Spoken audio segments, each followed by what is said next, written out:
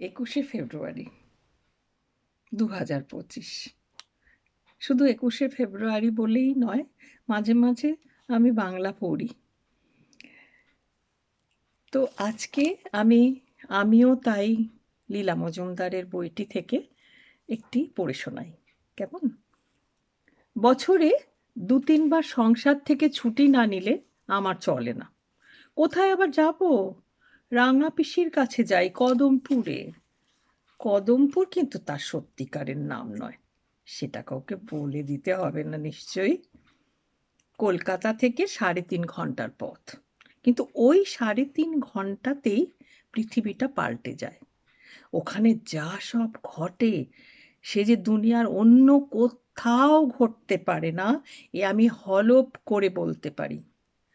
আমার রাঙা পিসির মতো পৃথিবীতে আর কেউ নেই, তাতেও কোনো সন্দেহ নেই।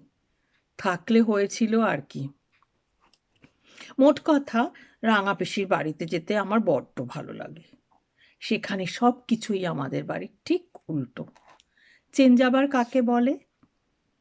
2-3 দিন থাকলেই আমি নতুন মানুষ হয়ে ফিরি। 70-এর ওপর বয়স তার। কবিতা লিখে নাম করেছেন। বছর 2 হলো পিসেমশাই গত হয়েছেন। রাঙা পিসি তার মনিরাম আর কেষ্টদাসীকে নিয়ে কদমপুরে একলা থাকেন। অবশ্যই যদি তাকে একলা থাকা বলা যায়। খুরখুর খরসর করে যখন তখন সারা কদমপুর চষে বেড়ান।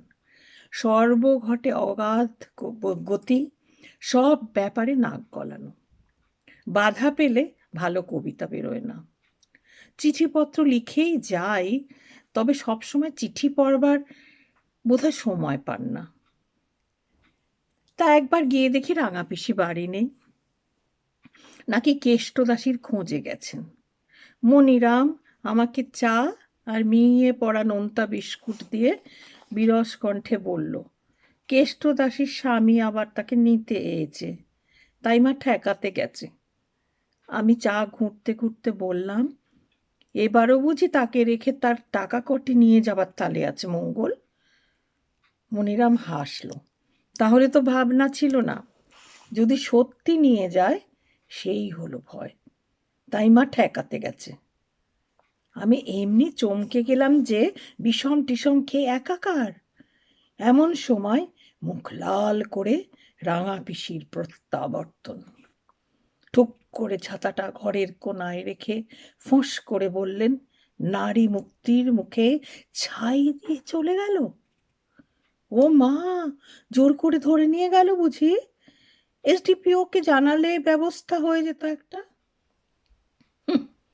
জোর করে না, আরও কিছু এক রদ্দা ঘষিয়ে দিলে মঙ্গল বাছাধন এলিয়ে পড়তো না? তা নয়, আহ্লাদে গদগদ হয়ে আমার নাকের ডগা দিয়ে চলে গেল। মঙ্গল নাকি ওভারসিয়ার হয়েছে, 250 টাকা মাইনে, কোয়ার্টার। ভাবতে পারিস, সেই দেমাকে আমার কাজের লোকটাকে 25 ভরি রূপোর পইছে পরিয়ে খটমট করে নিয়ে চলে গেল। এদেশে আবার নারী মুক্তি? বাকথু! একে ছাড়াবার জন্য আরেকটা পুরুষ এসডিপিও সাহায্য নিতে বলছিস? ছ্যা! আমি বললাম, তা বটে, যার কাছে পৌঁছেটাই বড় হলো সে গেছে তো আপদ গেছে, তাতে কোনো ক্ষতি নেই। রাঙা পিসি চটে গেলেন, ক্ষতি হয়নি মানে? পরশু না আমাদের নারী মঙ্গলের বার্ষিক উৎসব? কলকাতা থেকে 17 জন সংগ্রামী আসবেন। তাদের জন্য কে রাঁধবেটা শুনি? একটা বামুন ঠাকুর পাওয়া গেল না, নাকি লগন সার বাজার? এ দেশে কি করে নারী মুক্তি হবে বলতে পারিস? ওই ডেলিগেটরা কি সব জ্বালাময়ী ভাষণ পাঠিয়েছেন যদি দেখতিস। কি করে পুরুষদের বাদ দিয়ে মেয়েরা নিজেদের পায়ে দাঁড়াতে পারে তার কত বিচিত্র পরামর্শ, শুনলে তাক লেগে যায়। আমরা কোথায় পড়ে আছি? খুব হাসি পেল। বললাম, পুরুষরা তোমার অটোগ্রাফ চেয়ে নিয়ে যায়, সম্পাদকরা প্রকাশকরা দোরগোড়ায় ধর্ণা দেয় দেখেছি। সবাই বলে একজন মেয়ে কি করে এমন জোরালো কবিতা লিখতে পারে। এসব কি কম স্বীকৃতি বলতে চাও? রাঙা পিসি মুখটা একটু লাল দেখালো। ওটাকে প্রশংসা বলিস? ওটা অপমান। ওর মানে মেয়েরা আসলে কিচ্ছু পারে না, কোনো ভালো কাজ করাটাই আশ্চর্য। কিন্তু কাল রাধা ভাড়ার কি হবে? 20 বছর আগে হলে ঘাবড়াতাম না, এখন পারি না। তোর তো বেশি লোকের জন্য রাঁধতে হলে ফিক ব্যথা ওঠে। আমি বললাম, মোটেই ফিক ব্যথা হয় না, মাথা ঘোরে। সে যাই হোক, মিটিং ঠিকই হয়েছিল, সকলে খাওয়া দাওয়ার প্রশংসা করেছিল। না, কেষ্টদাসী ফেরেনি। কিন্তু কাবাডি ক্লাবের ছেলেরা তো ব্যাটা ছেলে নয়, এক একজন স্রেফ এক একটি দ্রৌপদী।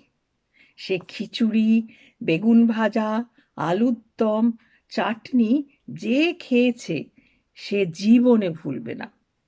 হ্যাঁ, তার বদলে ওদের পুরস্কার বিতরণী সভায় রাঙা পিসিকে প্রধানা অতিথি হতে হয়েছিল।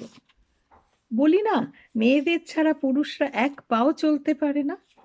বাংলা সংবাদপত্রে অবশ্য একটু ঠেস দিয়ে লিখেছিল, কেন মহিলারা কি তাদের জাত ব্যবসা ছেড়ে দিয়েছেন, ইত্যাদি ইত্যাদি। স্রেফ হিংসে, তাছাড়া আর কি।